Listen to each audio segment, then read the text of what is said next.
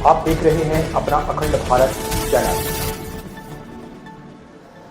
इस प्लेटफॉर्म पर आप सभी श्रोता जन का स्वागत है। आज यहाँ पर भारतीय समाज में न्याय के तहत बताया जाएगा अनुसूचित जनजातियों का सशक्तिकरण। इसी पर पूरा लेक्चर आधारित है, पूरा व्याख्यान है। तो यहाँ पर जानिए अनुसूचित जनजातियों का सशक्तिकरण। इंपॉर्टेंट टॉपिक है, महत्वपूर्ण पॉइंट है, यहाँ पे बताते हैं। ध्यान दीजिए, जनजाति भारत में निवास करने वाले वे सर्वाधिक पुराने समूह हैं। यहाँ पर जनजाति जो है भारत में निवास करने वाले सर्वाधिक पुराने समूह हैं, जो आमतौर पर समाज की मुख्य धारा से कटे रहते हैं तथा जिनकी अपनी विशिष्ट पहचान, भाषा, संस्कृति और रीति रिवाज है।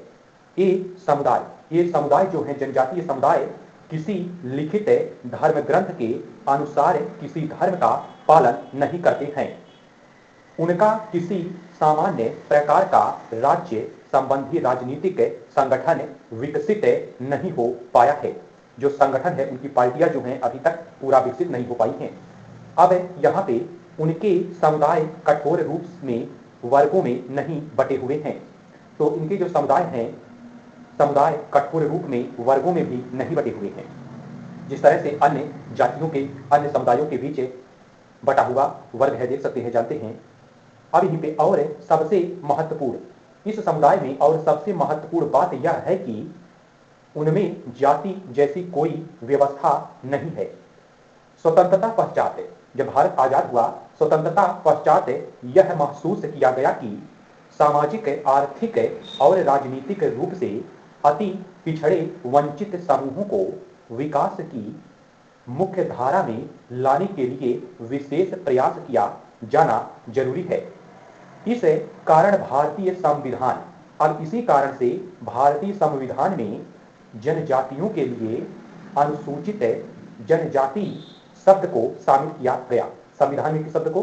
तो यहाँ पे अनुसूचित जनजाति शब्द को शामिल किया गया संविधान में, जिन्हें अनुच्छेद 342 है, आर्टिकल 342 है।